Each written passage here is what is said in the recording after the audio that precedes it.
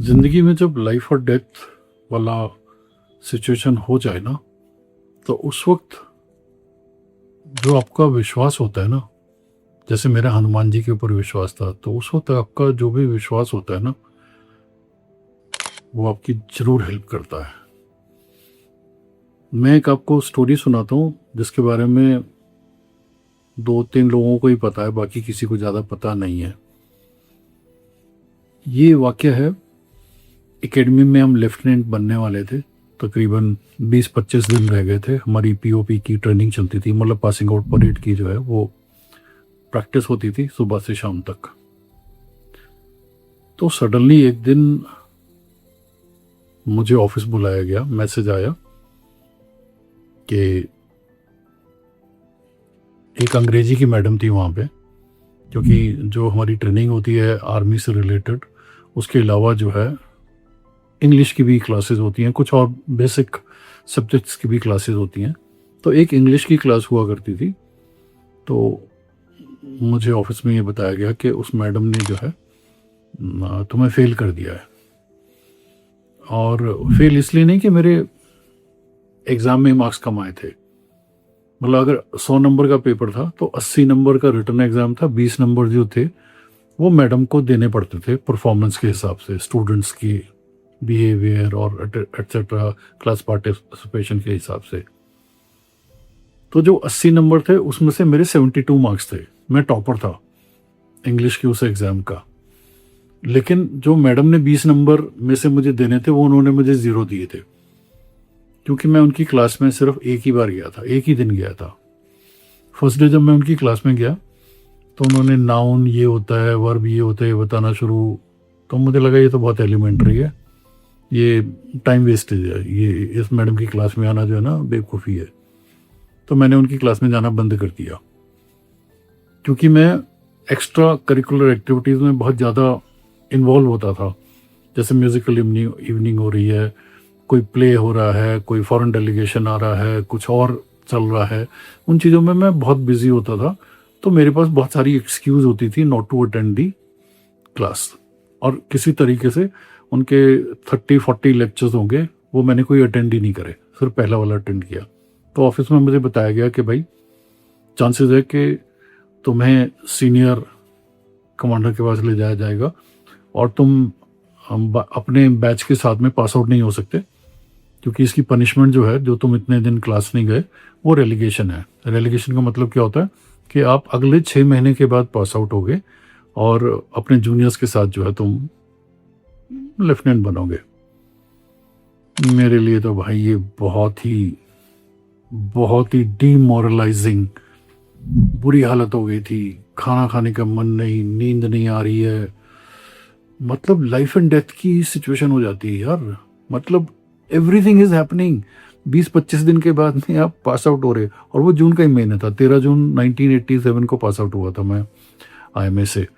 तो ये जून का महीना चल रहा था, मैं पीओपी की टीवी में देख रहा था पासिंग आउट परेड। तो मुझे ये याद आ गया इंसिडेंट अपना। तो अब तो हालत ख़राब है। जहां मैं वेट कर रहा था कि 25 दिन के बाद में पास आउट हो रहे थे, अब मैं सोच रहा था कि कब ये बुलाएंगे और सीनियर के पास लेके जाएंगे, कमांडर के पास में। तो फिर क्या था, हनुमान जी को पकड़ा। क्योंकि ज़िंदगी में जब भी प्रॉब्लम आती थी तो मैं हनुमान जी को पकड़ता था। तो और मैंने हनुमान जी को पकड़ा, और मैं सवेरे से शाम तक, अपार्ट फ्रॉम जो ट्रेनिंग हम करते थे, बड़ी हार्ड ट्रेनिंग होती है, 108 बार हनुमान चालीसा किया करता था। सवेरे उठते ही शुरू हो जाता था।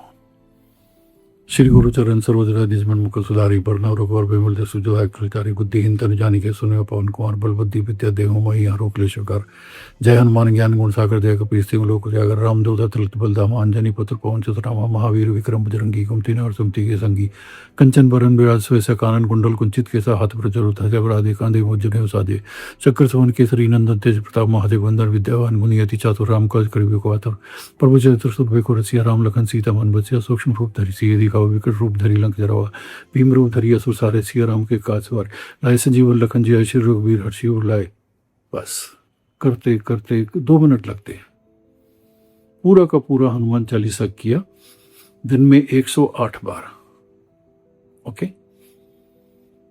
सुबह उठते ही 4-5 बार, फिर ब्रेकफास्ट के बाद, फिर जब भी टाइम बीच में लगा रात को सोने से पहले पूरा मतलब देख लेना कि हाँ 108 हो गए कि नहीं हो गए। 3-4 दिन की बात हुई होगी, अंदर से एक बड़ी स्ट्रांग फीलिंग आई कि अपने कंपनी कमांडर से जाके मिल। कंपनी कमांडर एक सरदार जी होते थे, नाम तो याद नहीं है मुझे। तो मैं गया, कैसीनो कंपनी होती थी उन दिनों, भगत बटालियन इंडियन मिलिट्री एकेडमी में कैसीनो कंपनी। मैं उनके कमांडर के पास गया, कंपनी कमांडर के पास में, और टाइम लिया मैंने। और मैंने कहा कि सर आप मेरे को जो मर्जी पनिशमेंट दे दो, मैं रेलीगेट नहीं होना चाहता। जो मर्जी पनिशमेंट दे दो, अभी 21 दिन रह गए हैं, मैं रेलीगेट नहीं होना चाहता, मैं अपने बैच के साथ पास आउट होना चाहता हूँ। मैं मानता हूँ मैंने बहुत बड़ी गलती की है, लेकिन वो टाइम मैंने कहीं गलत इस्तेमाल नहीं किया, क्योंकि मेरी इतनी एंगेजमेंट्स होती थी। मैंने कहा यहाँ लगाया। हनुमान जी की कृपा थी, तो ही सेड 15 डेज बजरी पैक। मैंने उसको सैल्यूट किया, वापस आ गया। पनिशमेंट मिलने के बाद में हर इंसान को दुख होता है, लेकिन पनिशमेंट मिलने के बाद में मैं एक ऐसा इंसान था जिसको खुशी हो रही थी कि मैं अपने बैच के साथ पास आउट हो जाऊंगा, और ठीक है। खैर, मैडम को जितनी गालियां दे सकते थे दी गई, कोई बात नहीं। अब बजरी पैक में क्या होता है, बजरी पैक में दिन में 3 बार आपको परेड ग्राउंड में जाना होता है, जहां पर पनिशमेंट परेड होती है। एक तो परेड ग्राउंड होता है ना, जहां पे हमारी पासिंग आउट परेड होती है, ठीक है, तो वो अलग है। तो वो सारा कुछ जो बाकी कैडेट कर रहे हैं, पासिंग आउट परेड में जा रहे हैं, पूरा प्रैक्टिस, ये वो सब, वो तो करना ही करना है आपको। लेकिन उसके अलावा बजरी पैक की जो पनिशमेंट होती है, उसमें आपको एक बड़ा पैक पहनना है, मतलब रक्षक पहनना है, जिसमें 15 से 18 किलो सैंड भरा होता है, या बजरी भरी होती है, छोटे छोटे स्टोन पार्टिकल्स। ये उठाना है, वेपन उठाना है अपना, SLR 7.62 SLR उठानी है आपको।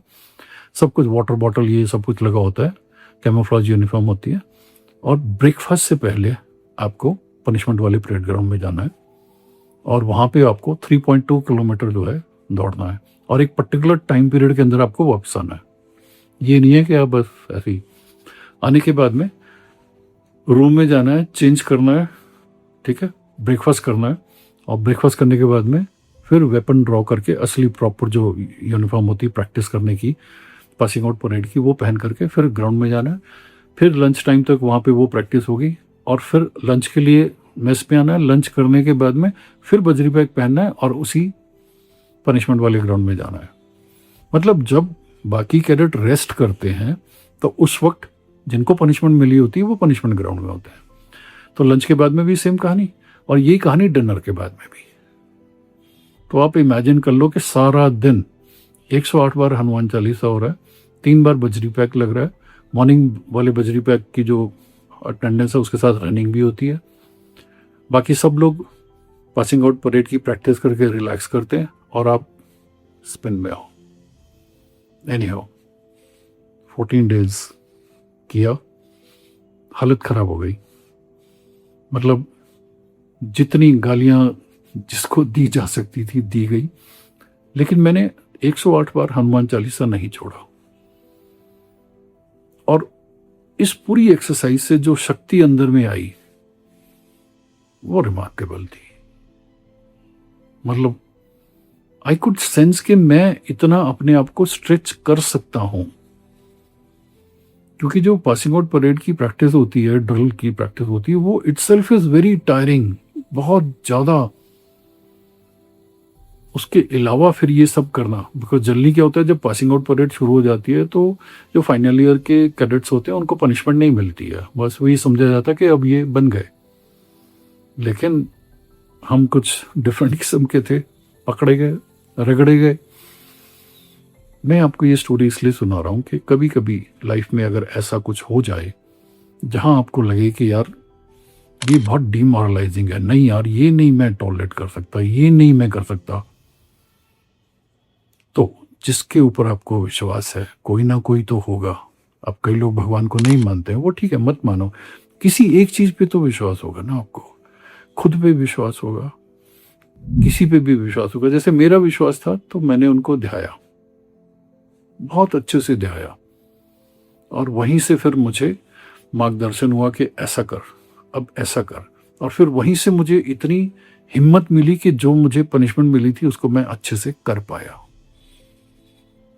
ओके, सो बेसिकली आपके अंदर जो पोटेंशियल है इसको पहचानना बहुत जरूरी है। आप कितना अपने आप को स्ट्रेच कर सकते हो, मेंटली कितना स्ट्रेच कर सकते हो, फिजिकली कितना स्ट्रेच कर सकते हो, ये आपको पता होना चाहिए।